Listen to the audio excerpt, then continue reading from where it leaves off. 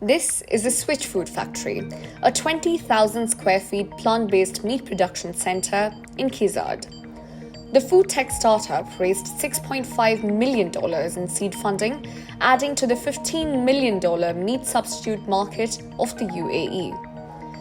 While the region continues to see a steady growth of the plant-based market, the US have witnessed a decline in both consumer demand and sales of alt meat.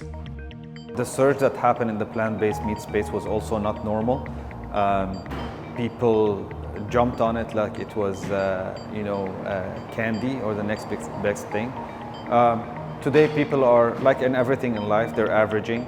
They're going into moderation as well. But there's also some mistakes that happened, from plant-based meat suppliers globally. The most important challenge that we face right now in terms of plant-based meat producers is to make sure that our product remains to carrying our core value, which is health and sustainability.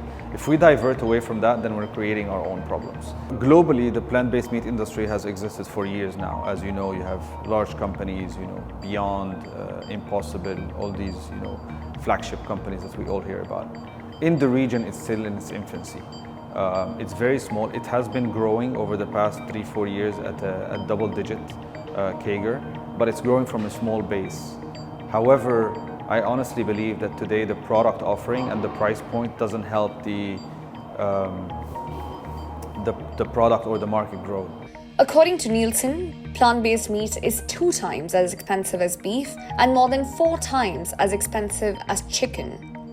Small-scale production, supply chain issues, and the technology and product development costs are what makes alternative meat more expensive and also not as sustainable as they claim to be. So first of all, it's imported from halfway across the world.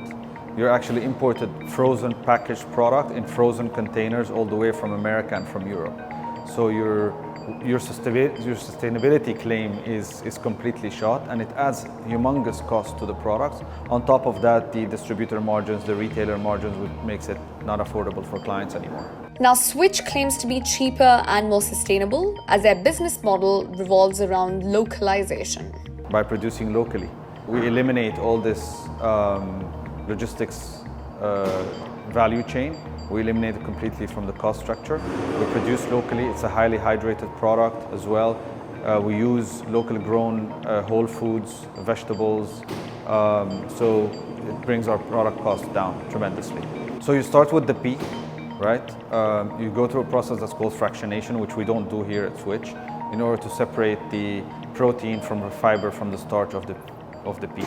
You take that protein powder and you extrude it to make it into what's called texturized vegetable protein that is actually used in our production as a base to create the final product. So we use pure pea protein, non-GMO in our product. From there, we hydrate it, we mix it with natural whole foods, tomatoes, parsleys, onions, and all of that. We create a binding solution in order to bind all of that together.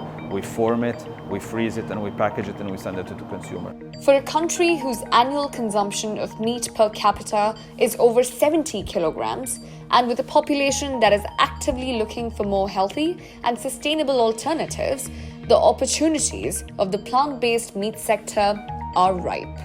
We all understand and know that our current food systems are broken, and that there are a lot of inefficiencies, waste, and pollution in them.